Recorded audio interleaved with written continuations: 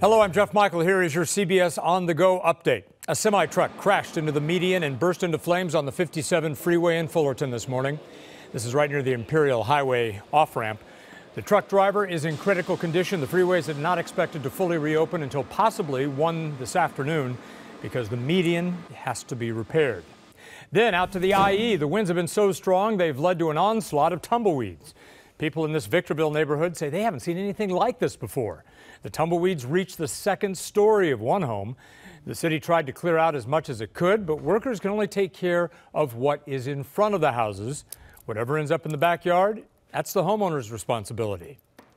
All right, now here's your CBS 2 travel forecast with Danielle Gersh. I haven't seen anything like that either. The good news, winds have come down, but we are still watching dangerous fire weather conditions across a large portion of the southwest and the south central high plains today. Red flag warnings widespread throughout the area, and the fire weather going to continue throughout most of the week. Highs today, mid-70s in Phoenix, upper 80s in Dallas, 80s in Houston, 60s in Denver and Kansas City and San Francisco, 50s in Salt Lake City, 40s near 50 in New York, all the way up to Boston this afternoon, 70 the high in Charlotte. If you're traveling today, look at that. You're good to go. We are not seeing any weather-related travel delays on the big map.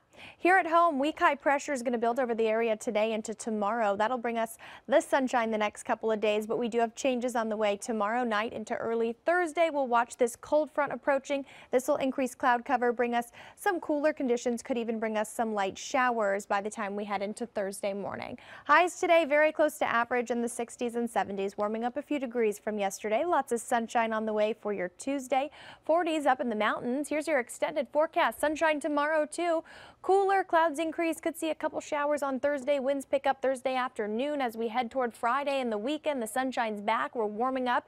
80s for many of the inland areas Saturday into Sunday. So a gorgeous forecast on the way. Jeff. All right, thanks, Danielle. All of us Southern Californians love the weather here, but for many millennials, life in L.A. is a budget buster. CBS 2's Joe Kwan dug into a new UCLA study showing how the cost of living here is pushing some out and keeping others away. Ask a young adult about living in LA, and this is what some will tell you. Everything here is expensive. It costs a lot. 18-year-old Samantha Roybal says, especially the cost of living. She says she spends half her paycheck on rent here in Koreatown and has a roommate. I'm stressed. I think about it daily. I wake up and I wonder, this might be my last day at work. What am I going to do? The cost of living earned the lowest score among 9 categories in this year's Quality of Life Index out of UCLA. Former LA County Supervisor Zeb Yaroslavsky led the survey of 1,500 people living in LA County. Cost of living was rated at 43.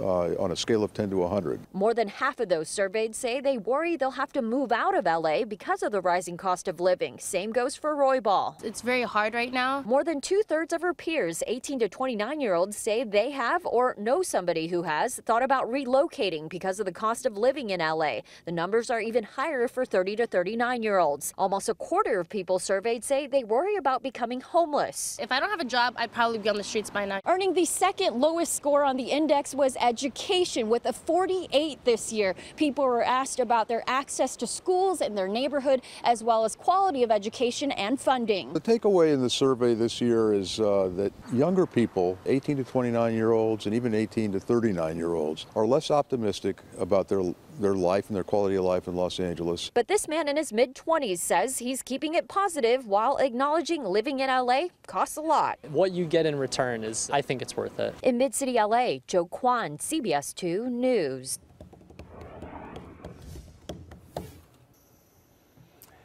Now, your CBS On The Go sports. Yesterday, the Rams began team activities in Thousand Oaks.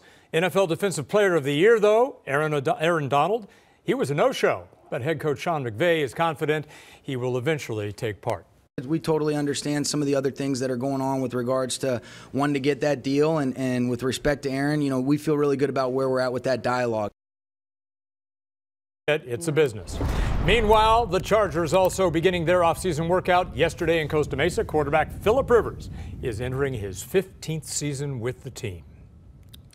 And that is your CBS On The Go update. I'm Jeff Michael. Remember, we're always on at CBSLA.com. And be sure to watch us on the CBS 2 News at 5, 6, and 11 p.m.